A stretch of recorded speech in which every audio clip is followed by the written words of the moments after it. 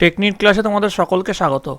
আজকের আমাদের আলোচ্য বিষয় 2026 সালের দশম শ্রেণীর প্রথম পর্যায়ক্রমিক মূল্যায়নের জীবনবিজ্ঞানের সেট ওয়ানের প্রশ্ন এবং তার উত্তর। তোমাদের প্রথম পর্যায়ক্রমিক মূল্যায়নে পূর্ণমান থাকবে 40, সময় হবে তোমরা 1 ঘন্টা 30 মিনিট। তোমাদের এর আগে প্রথম পর্যায়ক্রমিক মূল্যায়নের বাংলা, ইংরেজি, ইতিহাস এবং ভূগোলের প্রশ্ন এবং তার উত্তর করিয়েছি। তো তোমাদের এবার চলে আসছি প্রশ্নোত্তর পর্বে। তোমাদের সিলেবাসে যেটা রয়েছে, জীবজগতের নিয়ন্ত্রণ ও সমন্বয়, জীবনের প্রবহমানতা, কোষ বিভাজন ও কোষচক্র। এবার আমরা দেখে নেব তোমাদের এই যে চ্যাপ্টারগুলো রয়েছে এখান থেকে কোন টাইপের কত নম্বরের প্রশ্ন আসতে পারে। তো দেখে নাও, তোমাদের প্রথম যে চ্যাপ্টার আছে জীবজগতের নিয়ন্ত্রণ ও সমন্বয়, এইখান থেকে তোমাদের কি আসতে পারে দেখো, এখান থেকে তোমাদের 5টা এমসিকিউ প্রশ্ন আসতে পারে, 5টা 1 নম্বর প্রশ্ন আসতে পারে, 3টে 2 নম্বরের প্রশ্ন এবং 2টো 5 নম্বরের প্রশ্ন আসতে পারে। এরপরে তোমাদের যেটা আছে অর্থাৎ জীবনের প্রবহমানতা এবং কোষ বিভাজন ও কোষচক্র, এইখান থেকে তোমাদের যেটা আসতে পারে 3টে এমসিকিউ প্রশ্ন, 4টে 1 নম্বর প্রশ্ন, 1টা 2 নম্বর প্রশ্ন, 1টা 5 নম্বর প্রশ্ন। আমাদের মোট যে এমসিকিউ থাকছে দেখো 8টা এমসিকিউ থাকছে। তো 8টা প্রশ্নই কিন্তু তোমাদের কম্পালসারি, এখানে কোনো অপশন কিন্তু তোমরা পাবে না। এরপরে তোমাদের যে 1 নম্বর প্রশ্ন আছে দেখো, 9টা 1 নম্বর প্রশ্নের উত্তর দিতে হবে।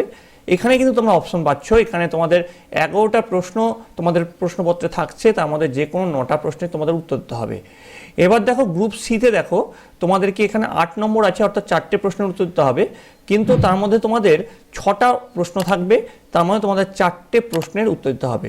এবার গ্রুপ ডি যেটা 5 নম্বরে যেটা প্রশ্ন আছে, সেখানে দেখো তোমাদের 3টে প্রশ্নের উত্তর দিতে হবে, তবে তোমরা কিন্তু এখানে প্রতিটি প্রশ্নের জন্য অপশন তোমরা পেয়ে যাচ্ছ। এবার আমরা চলে আসছি দেখো তোমাদের প্রথম যে চ্যাপ্টার আছে জীবজগতের নিয়ন্ত্রণ ও সমন্বয়। তোমাদের এই ভিডিওতেও কিন্তু তোমাদের চ্যাপ্টার ওয়াইজ প্রশ্ন এবং উত্তর আলোচনা করা হবে। প্রথমে দেখো 1 নম্বর প্রশ্ন, অতি সংক্ষিপ্ত প্রশ্নোত্তর। উদ্ভিদের সংবেদনশীলতা সংক্রান্ত আবিষ্কারের সঙ্গে যুক্ত বিজ্ঞানীর নাম কি? উত্তর লিখবে আচার্য জগদীশচন্দ্র বসু। পরের প্রশ্ন, উদ্ভিদের গতিপথ দ্বারা প্রভাবিত চলনকে কি বলে? উত্তর হবে ট্রপিক চলন। 3 নম্বর দেখো, উদ্দীপকের তীব্রতা দ্বারা প্রভাবিত উদ্ভিদ চলনকে কি বলে? উত্তর লিখবে ন্যাস্টিক চলন। তারপরে উদ্ভিদের ট্যাকটিক চলনের একটি উদাহরণ দাও। উত্তর লিখবে আলোর দিকে ক্ল্যামাইডোমোনাস এর চলন। 5 নম্বর দেখো, সুন্দরীর শ্বাসমূলে কি প্রকার চলন দেখা যায়? উত্তর লিখবে নেগেটিভ জিওট্রপিক। 6 নম্বর দেখো, ফার্ন গাছের শুক্রাণু কিসের প্রভাবে ডিম্বাণুর দিকে অগ্রসর হয়? উত্তর লিখবে ম্যালিক অ্যাসিড। 7 নম্বর দেখো, লজ্জাবতী গাছের পাতায় স্পর্শ করা মাত্র সেটি নুয়ে যায়, এটি কি প্রকার চলন? উত্তর লিখবে সিসমোন্যাস্টিক চলন। 7 নম্বর দেখো, বনচাঁড়াল এর চলনকে কি বলা হয়? উত্তর লিখবে প্রকরণ। 8 নম্বর দেখো, অক্সিনের রাসায়নিক নাম কি? উত্তর লিখবে ইন্ডোল অ্যাসিটিক অ্যাসিড IAA। 9 নম্বর, অগ্রস্থ প্রকটতা ঘটাতে সাহায্য করে কোন হরমোন? উত্তর লিখবে অক্সিন। 10 নম্বর, একটি প্রোটিনবিহীন হরমোনের নাম লেখো। উত্তর লিখবে জিব্বেরেলিন। 11 নম্বর দেখো, আগাছা দমনে কোন হরমোন ব্যবহার করা হয়? উত্তর লিখবে 2,4। তারপরে দেখো 12 নম্বর, ডাবের জলে কোন হরমোন দেখা যায়? উত্তর লিখবে সাইটোকাইনিন। 13 নম্বর দেখো, কোন হরমোন ফল পাকাতে সাহায্য করে? উত্তর লিখবে ইথিলিন। তারপরে প্রশ্ন দেখো, ACTH এর সম্পূর্ণ নাম কি? উত্তর লিখবে অ্যাড্রিনোকর্টিকোট্রপিক হরমোন। 15 নম্বর দেখো, TSH এর সম্পূর্ণ নাম কি? উত্তর লিখবে থাইরয়েড স্টিমুলেটিং হরমোন। 16 নম্বর দেখো, ভয় পেলে কোন হরমোন ক্ষরণ দ্রুত বৃদ্ধি পায়? উত্তর লিখবে অ্যাড্রিনালিন। 17 নম্বর দেখো, STH এর সম্পূর্ণ নাম কি? উত্তর লিখবে সোমাটোট্রপিক হরমোন। 18, কোন গ্রন্থি থেকে ইনসুলিন হরমোন নিঃসৃত হয়? উত্তর লিখবে অগ্নাশয় গ্রন্থি। 19 দেখো, মায়োলিন আবরণীর একটি কাজ লেখো। উত্তর লিখবে অ্যাকশনে স্নায়ু স্পন্দন প্রবাহের হার বৃদ্ধি করা। 20 নম্বর, স্নায়ুকোষের স্বল্প দৈর্ঘ্যের প্রবর্ধকের নাম লেখো। উত্তর লিখবে ডেনড্রন।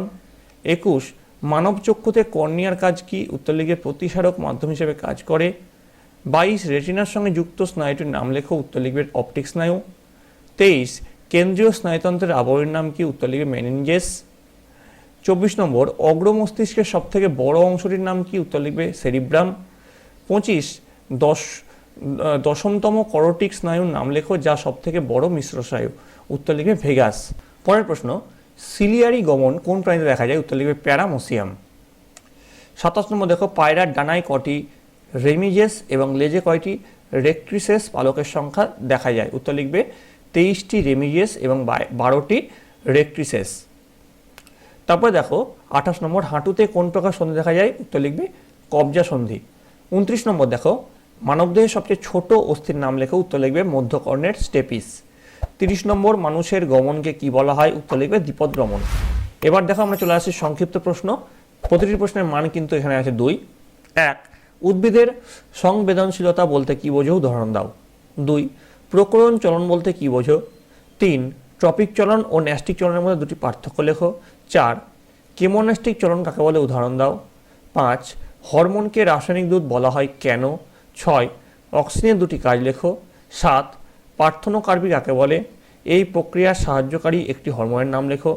8, সাইটোকাইনিনের উৎস ও কাজ উল্লেখ করো। 9, পিটুইটারি গ্রন্থিকে প্রভুগ্রন্থি বলা হয় কেন? 10, মিশ্র গ্রন্থি কাকে বলে? উদাহরণ দাও। 11, হরমোন ও উৎসেচকের দুটি পার্থক্য লেখো। 12, কোন হরমোনকে কী কারণে ক্যালোরোজেনিক হরমোন বলে? 13, নিউরো হরমোন কাকে বলে? উদাহরণ দাও। 14, ইনসুলিনের ক্ষরণস্থান ও কাজ লেখো। 15, অ্যাড্রিনালিনকে জরুরিকালীন হরমোন বলা হয় কেন? 16, ফিডব্যাক নিয়ন্ত্রণ বলতে কি বোঝো? 17, বহিঃক্ষরা গ্রন্থি ও অন্তঃক্ষরা গ্রন্থি দুটি পার্থক্য লেখো। 18, ইফারেন্ট বা বহির্বাহী নার্ভ কি? 19, সেরিব্রাল কর্টেক্স কি? 20, সিএসএফ এর কাজ কি? 21, কর্পাস ক্যালোসাম কি? 22, পন্সের দুটি কাজ লেখো। 23, দ্বিনেত্র দৃষ্টি কাকে বলে? কোন প্রাণীর এই দৃষ্টি এই প্রকার? তারপরে দেখো 24, উপযোজন কাকে বলে? 25, অ্যাকসন ও ডেনড্রনের দুটি পার্থক্য লেখো। 26, অন্ধবিন্দু কাকে বলে? 27, প্রতিবর্ত পথ কাকে বলে? 28, অ্যামিবয়েড গমন বলতে কি বোঝো? 29, কবজা সন্ধি বা হিঞ্জ জয়েন্ট বলতে কি বোঝো? 30, মাছের গমনে পাখনার ভূমিকা উল্লেখ করো। 31, ইউগ্লিনার গমনে ফ্ল্যাজেলার ভূমিকা লেখো। 32, মাছের গমনে পটকার ভূমিকা লেখো। এবং সবশেষে 33, মাছের গমনে মায়াটোম পেশির ভূমিকা লেখো। তো এই তোমাদের 2 নম্বর প্রশ্ন। এই প্রশ্নের উত্তরগুলি যদি তোমাদের দরকার হয় তাহলে অবশ্যই আমাকে কমেন্টে জানাবে। আমি তোমাদের জন্য আলাদা চ্যাপ্টার ওয়াইজ ভিডিও নিয়ে আসবো, সেখানে এই প্রশ্নের সব উত্তরগুলো আমি তোমাদেরকে দিয়ে দেবো। তোমরা কিন্তু তার জন্য অবশ্যই তোমরা কমেন্টে জানাবে তোমাদের এগুলো দরকার আছে নাকি তোমরা নিজে থেকেই এই প্রশ্নের উত্তরগুলো তৈরি করে নিতে পারবে। তারপরে দেখো, তারপরের যে চ্যাপ্টার আছে জীবনের প্রবাহমানতা, কোষ বিভাজন ও কোষচক্র। তো এই চ্যাপ্টার থেকে কী টাইপের প্রশ্ন উত্তর আসতে পারে আমরা আগে দেখে নেব। প্রথমে দেখো অতি সংক্ষিপ্ত প্রশ্ন, কোষচক্রের এস দশায় গুরুত্বপূর্ণ ঘটনাটি কি? উত্তর লিখবে ডিএনএ সংশ্লেষ। পরের প্রশ্ন, মাইটোসিসের সবচেয়ে স্বল্পস্থায়ী দশা কোনটি? উত্তর লিখবে অ্যানাফেজ। 3 নম্বর, স্যাট ক্রোমোজোম কি? উত্তর লিখবে স্যাটেলাইটযুক্ত ক্রোমোজোমকে স্যাট ক্রোমোজোম বলে। 4 নম্বর, একই জিনের বিভিন্ন রূপকে কি বলা হয়? উত্তর লিখবে অ্যালিল। 5 নম্বর দেখো, বিভাজনের সময় ক্রোমোজোম কিসের দ্বারা বেমতন্তুর সাথে যুক্ত হয়ে থাকে? উত্তর লিখবে সেন্ট্রোমিয়ার। 6 নম্বর দেখো, মাইটোসিস বিভাজনের কোন দশায় ক্রোমোজোমগুলি বেমের নিরক্ষীয় অঞ্চলে অবস্থান করে? উত্তর লিখবে মেটাফেজ। 7 নম্বর, কাইনেটোকোরের কাজ লেখো। উত্তর লিখবে কোষ বিভাজনের মেটাফেজ দশায় ক্রোমোজোম কাইনেটোকোরের সাহায্যে বেমতন্তুর সঙ্গে যুক্ত হয়। 8 নম্বর, কোন প্রকার কোষ বিভাজনের নিউক্লিয়াস ও সাইটোপ্লাজমের সরাসরি বিভাজন ঘটে? উত্তর লিখবে অ্যামাইটোসিস কোষ বিভাজনে। 9 নম্বর, দুটি পরিণত প্রাণীর কোষের নাম লেখো যাদের বিভাজন হয় না। উত্তর লিখবে হৃৎপেশী কোষ ও স্নায়ু কোষ। 10 নম্বর, মানবদেহে অটোজোমের সংখ্যা কত? উত্তর লিখবে 22 জোড়া। এবার চলে আসছি 11 নম্বর পরের প্রশ্ন। পরের যে প্রশ্ন আছে সংক্ষিপ্ত প্রশ্নোত্তর, এখানে প্রতিটি প্রশ্নের মান কিন্তু আছে 2 করে। আচ্ছা, এইখানে যে প্রশ্নগুলো আছে এই প্রশ্নের উত্তরগুলি যদি তোমার দরকার হয় অবশ্যই আমাকে কমেন্ট করে জানাবে। আবারও বলছি, তোমাদের জন্য কিন্তু চ্যাপ্টার ওয়াইজ প্রশ্ন এবং উত্তর নিয়ে চলে আসা হবে। তারপরে দেখো সংক্ষিপ্ত প্রশ্নের প্রথম প্রশ্ন কি আছে? লোকাস কি? 2 নম্বর, অটোজোম বলতে কি বোঝো? 3, হেটারোক্রোমাটিন কাকে বলে? 4, কোষচক্র কাকে বলে? 5, মিওসিস বিভাজনকে হ্রাস বিভাজন বলা হয় কেন? 6, সাইটোকাইনেসিস কাকে বলে? 7, বাইভ্যালেন্ট কাকে বলে? 8, ক্রসিং ওভার কি? 9, মিওসিস কোষ বিভাজনের দুটি তাৎপর্য লেখো। 10 মাইটোসিস ও মিওসিসের দুটি পার্থক্য লেখো। 11 কোষচক্রের গুরুত্ব লেখো। 12 কোষ বিভাজনের তাৎপর্য লেখো। 13 ডিএনএ ও আরএনএর দুটি পার্থক্য লেখো। 14 ক্যারিওকাইনেসিস ও সাইটোকাইনেসিসের মধ্যে দুটি পার্থক্য লেখো। 15 ক্রসিং ওভার পদ্ধতির গুরুত্ব লেখো। তো এই ছিল তোমাদের প্রথম পার্বিক মূল্যায়নের জীবনবিজ্ঞানের সাজেশান প্রশ্ন এবং তার উত্তর। তোমরা এই প্রশ্নের উত্তরগুলি সম্পূর্ণরূপে প্র্যাকটিস করো এবং তোমাদের বইটি খুঁটিয়ে পড়ো। আশা করি তোমাদের পরীক্ষায় 100% সাফল্য নিশ্চিত। যারা 2023 সালে মাধ্যমিক পরীক্ষা দিতে যাচ্ছ তাদের জন্য অবশ্যই বেস্ট অফ লাক। তাদেরকে বলছি, তোমরা যদি চ্যাপ্টার ওয়াইজ প্রশ্ন এবং উত্তর করতে চাও তাহলে অবশ্যই তোমাদের এই ভিডিওটা সাহায্য করবে। তোমরা তোমাদের বইটি অবশ্যই ঘুটিয়ে পড়ো। মাধ্যমিকের জন্য তোমাদের সাফল্য কামনা করি। এবং যারা সদ্য 9 থেকে তোমরা 10-এ উঠেছো তাদের ফার্স্ট ইউনিটের জন্য কিন্তু এই ভিডিওটা এবং তোমাদের পাঠ্য বইটা খুব গুরুত্বপূর্ণ। তোমাদের বাকি যে ভিডিও সাবজেক্ট করা থেকে গেল সেগুলোর জন্য ভিডিও খুব তাড়াতাড়ি নিয়ে আসা হবে। তার জন্য তোমাদের সকলকে এই চ্যানেলের সঙ্গে যুক্ত থাকতে হবে। তোমরা যারা এই চ্যানেল নতুন আছো অবশ্যই চ্যানেলটিকে সাবস্ক্রাইব করে দিও এবং পাশে থাকা বেল আইকনটি প্রেস করে দিও, যাতে এই চ্যানেলে নতুন কোনো ভিডিও এলে সবার আগে তার নোটিফিকেশান তোমাদের কাছে পৌঁছায়। তোমরা সকলে ভালো থাকবে, তোমরা সকলে সুস্থ থাকবে।